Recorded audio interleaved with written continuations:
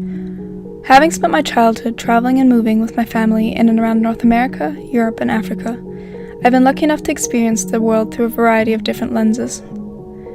Although I was always interested in design, a passion for architecture developed as a result of two major life experiences.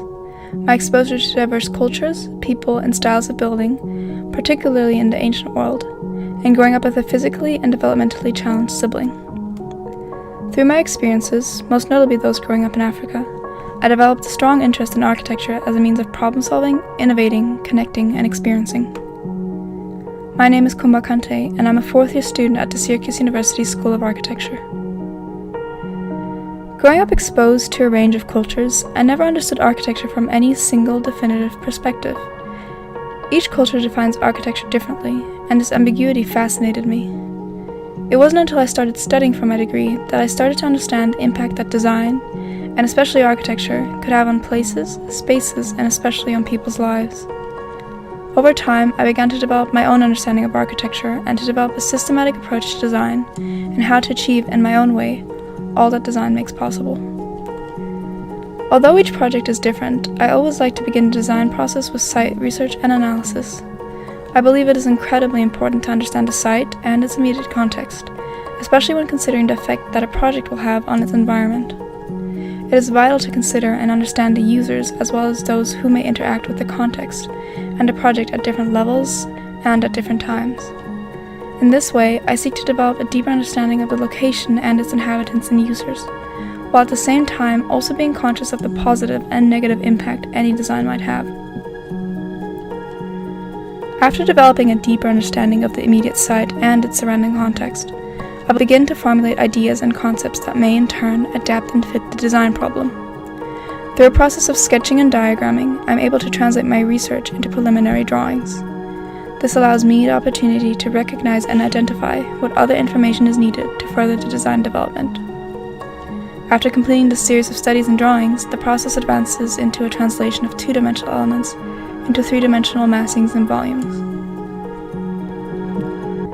In this project, and indeed all my projects, it is the human experience that is always paramount and the most important consideration in the design. I am fascinated by how every person perceives space differently, and I think it is extremely important to be able to acknowledge this while designing. This was one of the primary reasons that I also decided to pursue a minor in psychology. Having an understanding of psychology and more generally of human behavior allows me to adapt and modify programmatic, visual, and sequential design elements and approaches in order to enhance and amplify the human experience.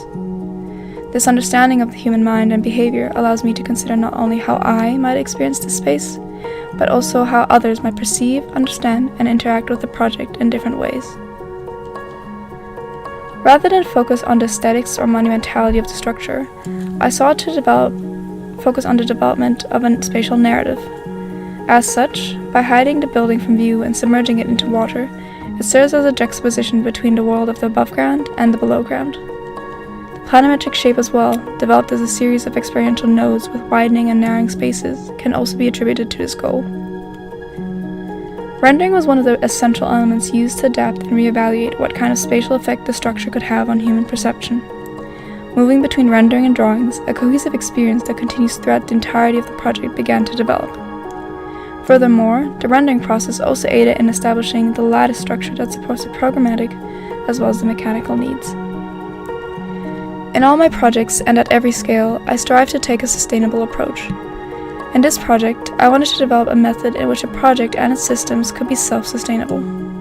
Thus, I sought to develop an algae farming system that would address the energy-efficient needs and requirements of the project. Gensler's dedication to sustainable development resonates strongly with me, and I believe sustainable development is crucial for moving forward in this world. While the challenge of building and living sustainably is the challenge of our time and my generation, I hope to be a positive contribution towards a greener and more sustainable world. I am Coumba Kanté, and I aspire to achieve and pursue methods of design that are able to achieve a seamless and mindful consideration of people's diverse needs, as well as those of the environment. All should have the opportunity to experience and thrive in the present and the future.